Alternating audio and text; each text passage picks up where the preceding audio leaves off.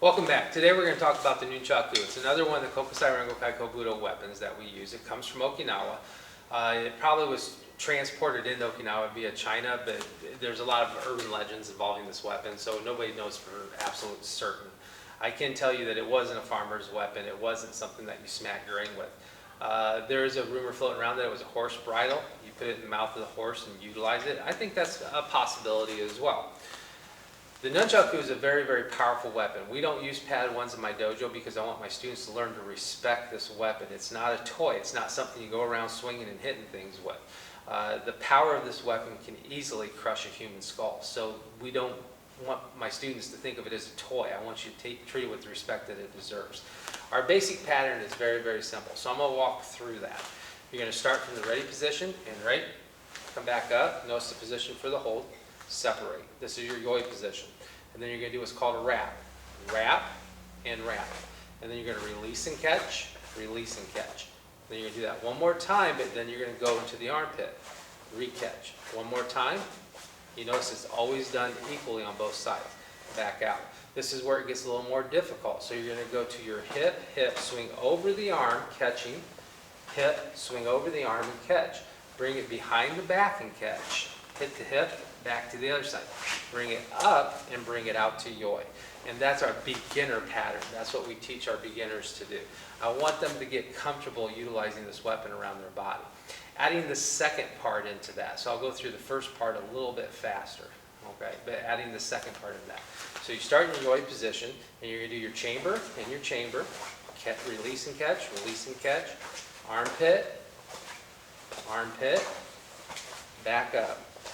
Hip, hip, and swing over the arm and catch, swing over the arm and catch, behind the back, back up. Execute a figure eight, rotate down between the legs, back up, reverse figure eight, forward figure eight, rotate down between the legs, back up, back to the other side. Then you're going to go hip, hip, rotate over the hand, reverse figure eight, hit, hit, catch, and you are done. And that is the whole basic pattern. So you can see it from the side. I'm going to turn to the opposite side. All right, so here in chamber, chamber, release and catch, armpit, armpit, back up. Hip, hip, neck, behind the back, back up. Figure eight down, back up, reverse figure eight, forward figure eight down, back up, bring it over. This is where you're going to go hip, hip, rotate it over the hand, figure eight, hit your hip, catch it, and done. It's as simple as that. I just wanted to get this on film. My students have been asking for it because we practice it quite often in the dojo. So this gives you something to work with at home. One thing I do want to cover for beginners is how you wrap the Nunchaku. A lot of people struggle with this, and you got to go slow, but you'll get it. You just got to be persistent at it. So wrapping. Okay? So if you're here and you need to do a wrap position, that means you need to take your left arm to the outside of the right arm. Okay? So I always tell my students, take your right hand, point it at your chest, wrap over and lift. Bring it back out. On the opposite side, you take your left hand, point it, and wrap to the outside. It's a very simple technique, but a lot of people struggle with it. Okay? Most importantly, what you don't want to do, and I see a lot of people do this, is they can't get it, or they end up doing this, and then they do this and re-catch. Don't re-catch. Don't ever do that.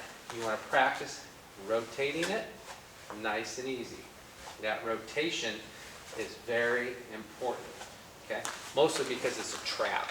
Okay? So if somebody's striking at you, you're actually rotating to trap it, and then you can strike through and hit them as far as that goes.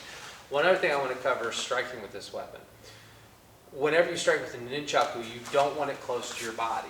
You don't want to be doing this. You want to reach out to do the strike.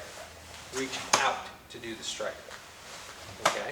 And if you practice enough, it becomes natural to where it's almost identical. A lot of people do this and they end up hitting themselves. So reach out and strike. Out and strike.